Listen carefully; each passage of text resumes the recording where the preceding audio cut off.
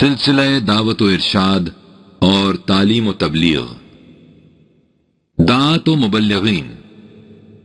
گزشتہ باب میں جن غزوات کا ذکر آیا ہے، اگر انہیں باقی متن سے الگ کر کے پڑھا جائے تو ایسا معلوم ہوگا گویا حضور صلی اللہ علیہ وسلم کی مدنی زندگی ساری کی ساری لڑائیوں ہی میں گزری۔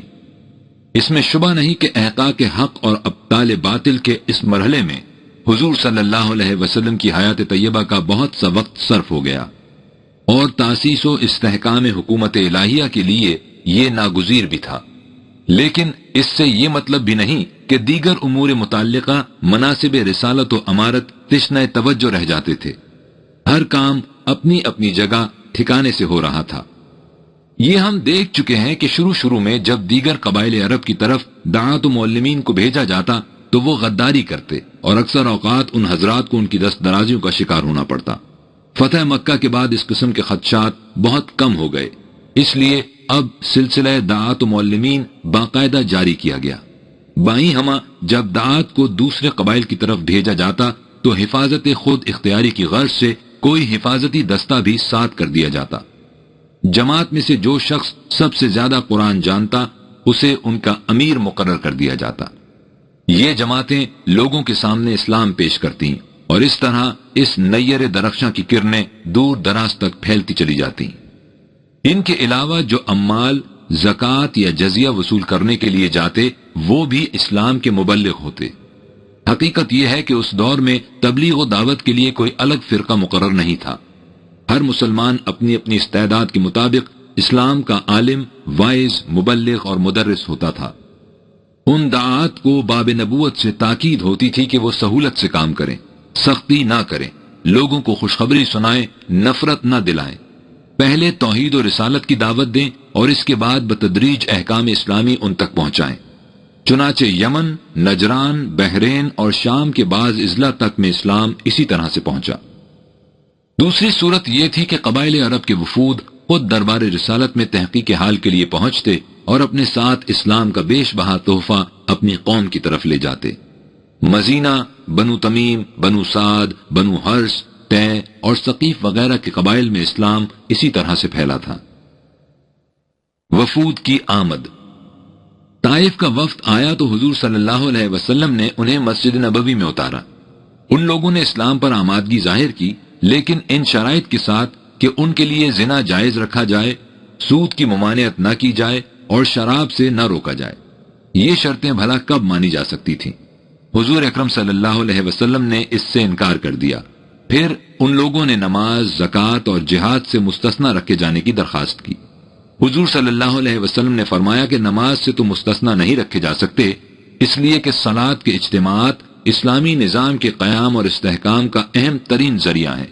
انہی میں اس نظام کی طرف سے جاری کردہ احکام و قوانین اور روزمرہ کی زندگی کے سلسلے میں ضروری ہدایات و ضوابط کو سامنے لایا جاتا ہے۔ البتہ زکوٰۃ اور جہاد کے بارے میں سر دست رعایت کی جا سکتی ہے۔ جب تم لوگ اسلام میں پختہ ہو جاؤ گے تو زکوٰۃ بھی دینے لگ جاؤ گے اور جہاد میں بھی شامل ہوا کرو گے۔ انہوں نے یہ بھی کہا کہ انہیں مجبور نہ کیا جائے کہ وہ اپنے معبود یعنی منات کو اپنے ہاتھوں سے توڑیں۔ یہ درخواست بھی منظور کر لی گئی۔ نجران عیسائیوں کا بہت بڑا مرکز تھا، جہاں ان کا ایک عظیم و شان کلیسا تھا۔ نبی اکرم صلی اللہ علیہ وسلم نے انہیں دعوت اسلام کا خط بھیجا اور اس میں لکھا کہ اگر اسلام قبول نہ ہو تو حکومت خداوندی کی سیاسی اطاعت قبول کر کے جزیہ ادا کرو تاکہ حکومت تمہاری حفاظت کی ذمہ داری لے سکے۔ اہل نجران نے اپنے بطارقہ اور اخبار پر مشتمل ایک وفد حضور اکرم صلی اللہ علیہ وسلم کی خدمت میں بھیجا۔ ان لوگوں نے حضور صلی اللہ علیہ وسلم سے بہت سی باتیں دریافت کی، جن کا جواب سورہ آل عمران کی ابتدائی 80 آیات میں بڑی شرح و بسط سے آیا ہے۔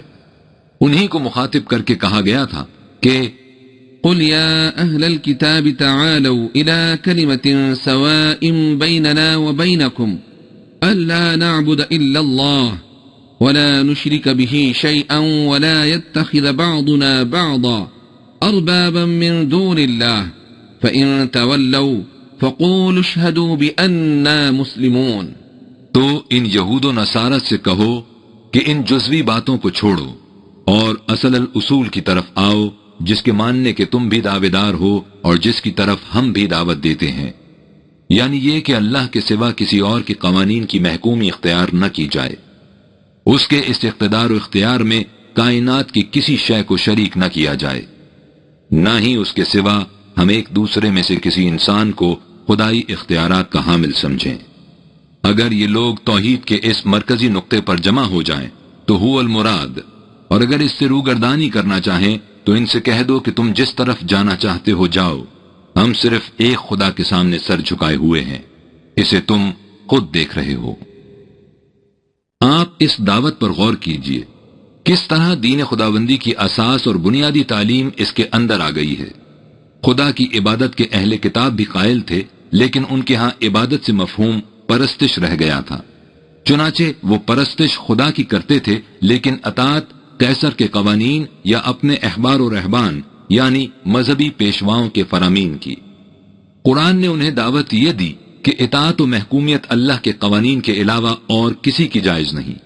ظاہر ہے اگر وہ اس اصولی بات کو تسلیم کر لیتے تو پھر اگلا سوال یہی سامنے آتا تھا کہ وہ خدا کے قوانین اپنی اصل اور منزہ شکل میں کہاں سے ملیں گے۔ اس سوال پر اگر علم و بصیرت کی روح سے غور کیا جاتا تو ان کے لیے اس کے سوا چارہ نہ تھا کہ وہ تسلیم کرتے کہ یہ احکام ان کی کتابوں میں اپنی اصلی شکل میں موجود نہیں، یہ قرآن کریم کے علاوہ اور کہیں مل ہی نہیں سکتے تھے۔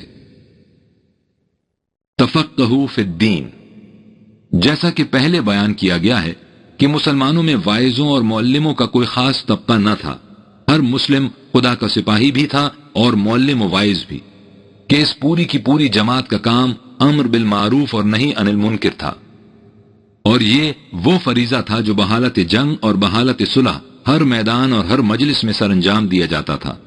لیکن مرکز آئین و دساتیر اور منبع قوانین و ضوابط بہرحال مدینہ ہی تھا۔ جو قبائل اطراف و اکناف ملک میں پھیلے ہوئے تھے ان کے لیے ضروری تھا کہ وہ اس مرکز سے قوانین و ضوابط کی تعلیم حاصل کریں۔ اس کے لیے خود قرآن نے یہ نظام قائم کر دیا کہ ہر قبیلے اور ہر گروہ میں سے کچھ لوگ مدینے میں آئیں اور یہ احکامات سیکھ کر اپنے قبیلے والوں کے پاس لوٹیں اور انہیں بھی ان سے آگاہ کریں۔ وما كان المؤمنون لينفروا كافة فلولا نفر من كل فرقة منهم طائفة ليتفقهوا في الدين ولينذروا قومهم إذا رجعوا إليهم لعلهم يحذرون۔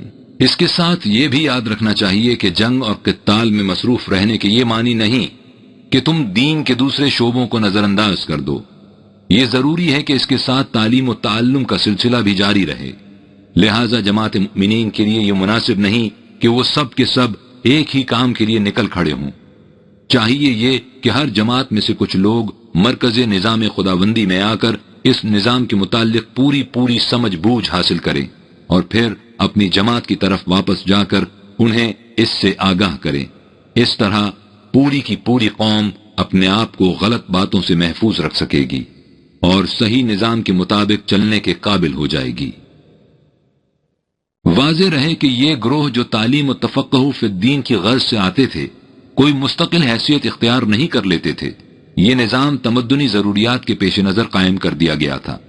جب یہ گروہ واپس جا کر دوسروں تک ان احکامات کو پہنچا چکتا تو سکھانے اور سیکھنے والے سب برابر ہو جاتے۔ یہ علماء کی جماعت اور مولوی صاحبان کا گروہ جو ایک مستقل فرقے کی حیثیت لیے ہوئے ہے بہت بعد کی پیداوار ہے، جب اسلام کا حقیقی نظام اور اس کی اصلی روح نگاہوں سے پوشیدہ ہو چکی تھی۔ اسلام اس برہمنیت کو مٹانے کے لیے آیا تھا، نہ کہ اسے قائم کرنے کے لیے۔ مساجد کی حیثیت، اس تعلیم و تدریس کے لیے بھی الگ درس گاہیں نہیں تھیں۔ اس زمانے میں مسلمانوں کے تمام اجتماعی امور کا مرکز ان کی مساجد تھیں۔ یہ سلسلہ تفقہ تعلم بھی مساجد ہی میں سر انجام پاتا تھا۔ جو قبیلہ مسلمان ہوتا سب سے پہلے مسجد تعمیر کرتا۔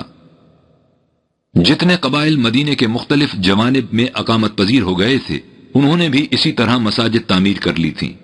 قبیلے کا جو مسلمان سب سے زیادہ قرآن جانتا وہی ان کا امام ہوتا۔ آپ نے غور کیا ہوگا کہ عہد نبوی صلی اللہ علیہ وسلم میں ترجیح اور تفوق کا ایک ہی معیار تھا، اور وہ تھا قرآن دانی۔ نماز کی امامت کا سوال ہو یا میدان جنگ میں شہداء کی تدفین کا معاملہ، ہر مقام پر سبقت اسے حاصل تھی جو زیادہ قرآن جانتا تھا۔ اکثر ائمہ مساجد عمال حکومت بھی ہوتے تھے کہ اس زمانے میں نماز اور حکومت دو الگ الگ شعبے نہیں تھے. مسجد ان کی درسگاہ بھی تھی اور حکومت کا سیکریٹریٹ بھی، پارلیمنٹ کا ایوان بھی تھی اور معاشی اجتماعات کا مرکز بھی. حتیٰ کہ حبشیوں کا وہ ناچ بھی مسجد نبوی ہی میں ہوا تھا جسے نبی اکرم صلی اللہ علیہ وسلم نے خود بھی دیکھا تھا اور حضرت عائشہ رضی اللہ تعالی عنہ کو بھی دکھایا تھا.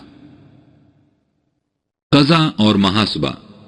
مدینے اور اس کے حوالی کے مقدمات کے فیصلے خود نبی اکرم صلی اللہ علیہ وسلم فرماتے تھے. دوسرے بڑے بڑے مقامات میں قاضی مقرر کر دیے گئے تھے. احتساب کا فریضہ بھی حضور صلی اللہ علیہ وسلم نے خود اپنے ہی ذمے لے رکھا تھا. اس زمانے میں تجارت ہی عام کاروبار تھا، اس لیے اسی میں احتساب کی زیادہ ضرورت تھی. آپ صلی اللہ علیہ وسلم اکثر بازاروں میں نکل جاتے اور بیع و شرع کے آئین و دساتیر پر عمل پیرائی کو محتسبانہ نگاہ سے دیکھتے. ایک دن آپ بازار سے گزرے تو غلے کا ایک انبار سامنے نظر آیا. اس کے اندر ہاتھ ڈالا تو نمی محسوس ہوئی.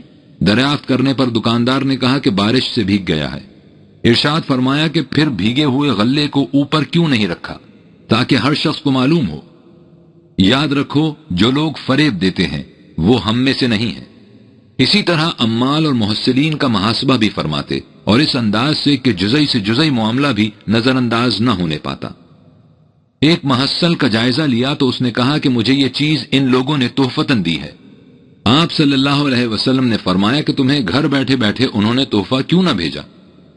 اس کے بعد اس سلسلے میں عام ہدایات جاری فرما دی اور اس طرح تحائف وصول کرنے کی ممانعت کر دی گئی. گورنرز. ملک کے مختلف حصوں میں والی یعنی گورنر مقرر کیے جاتے. ان کی تربیت حضور صلی اللہ علیہ وسلم خود فرماتے اور وہ پھر اپنے علاقے میں مسلمانوں کی تعلیم و تربیت کا ذریعہ بنتے.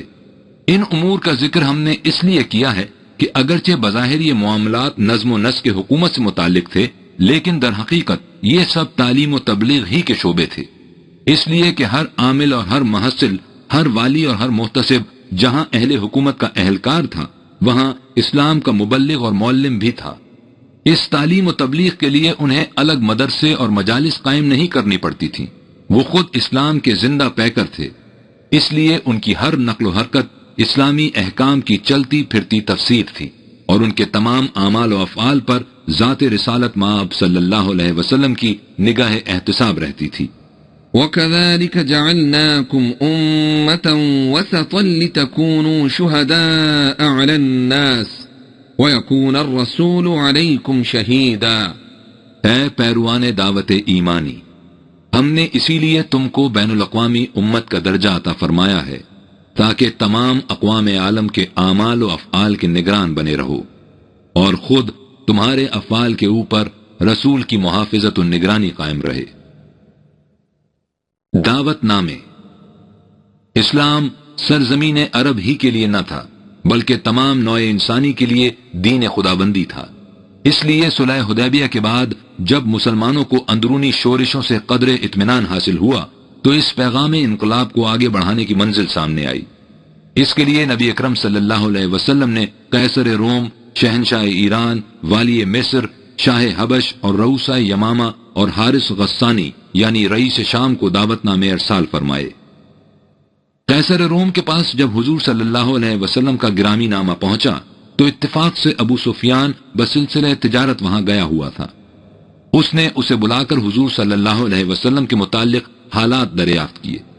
غور کیجئے، ابو سفیان اس وقت اسلام کا سب سے بڑا دشمن تھا لیکن حضور صلی اللہ علیہ وسلم کے کیریکٹر کی عظمت اور اس کے ساتھ ہی عربوں کی قومی خصوصیت کے دنیا تباہ نہیں تھے. دیکھیے کہ ابو سفیان نے بھرے دربار میں بتایا کہ مدعی نبوت بڑے شریف خاندان سے متعلق ہے. اس نے کبھی جھوٹ نہیں بولا، پیمان شکنی اور وعدہ خلافی نہیں کی، اور یہ کہ وہ خدا کی توحید اور پاک دامنی کی تعلیم دیتا ہے. ہرقل کے دل پر حضور صلی اللہ علیہ وسلم کی صداقت کا اثر ہو چکا تھا لیکن سلطنت کے مسالے اس کے اعتراف کی راہ میں مانے ہو گئے اور وہ اس شرف عظیم سے محروم رہ گیا. شہنشاہ ایران نے اپنی قوت اور نشے کی بدمستی میں نامہ مبارک کی تعظیم نہ کی اور چند ہی سال کے بعد اس کی سرزمین کے ذروں نے دیکھ لیا کہ حق و صداقت کی آواز کے سامنے سرکشی کا انجام کیا ہوا کرتا ہے. نجاشی شاہ حبش اسلام لایا اور حضرت جعفر طیار رضی اللہ تعالی عنہ کے ہاتھ پر بیعت کی۔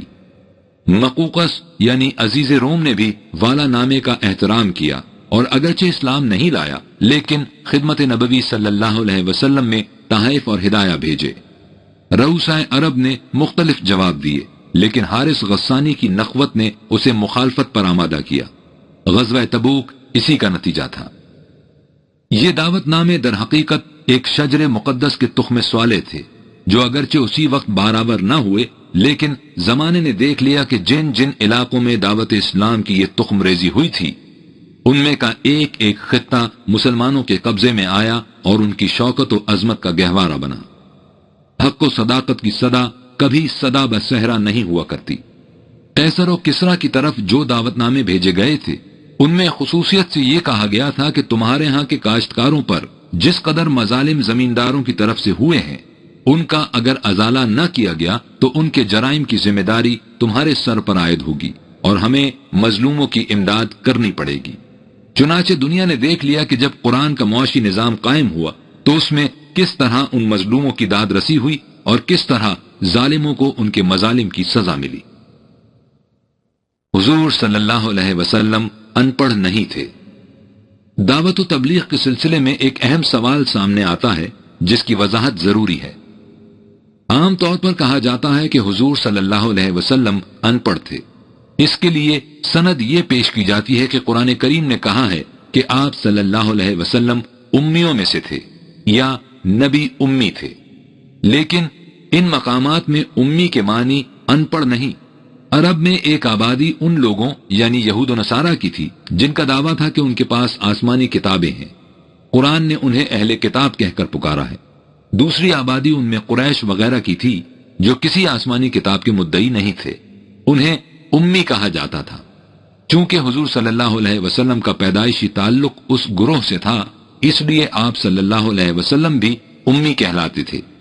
یہ ٹھیک ہے کہ آپ صلی اللہ علیہ وسلم نبوت سے پہلے لکھنا پڑھنا نہیں جانتے تھے، لیکن اس کی شہادت خود قرآن کریم میں موجود ہے کہ نبوت کے بعد ایسی صورت نہیں تھی۔ سورہ عنکبوت میں ہے وما كنت تتلو من قبله من كتاب ولا تخطه بيمينك إذا لارتاب المبطلون۔ تو اس نبوت ملنے سے پہلے نہ کوئی کتاب پڑھتا تھا اور نہ اپنے دائیں ہاتھ سے کچھ لکھتا تھا۔ من قبل ہی اس سے پہلے کی تخصیص اس امر کی شہادت دیتی ہے کہ نبوت کے بعد یہ کیفیت نہیں رہی تھی۔ ویسے بھی آپ ذرا سوچئے کہ جس ذات گرامی عالم الناس کا اپنے متبعین کو ارشاد ہو کہ علم حاصل کرنا ہر مسلم مرد اور مسلم عورت پر فرض ہے، اور تحصیل علم کی تاکید یہ کہہ کر فرما دی کہ علم حاصل کرو خواہ اس کے لیے تمہیں چین تک بھی کیوں نہ جانا پڑے، کیا آپ باور کر سکتے ہیں کہ وہ خود ان پڑھ رہے؟ بالخصوص جب اس کے ذمے نہ صرف لاکھوں انسانوں کی تعلیم و تربیت کا فریضہ ہو بلکہ ایک وسیع و عریض مملکت کا انتظام و انصرام بھی ہو۔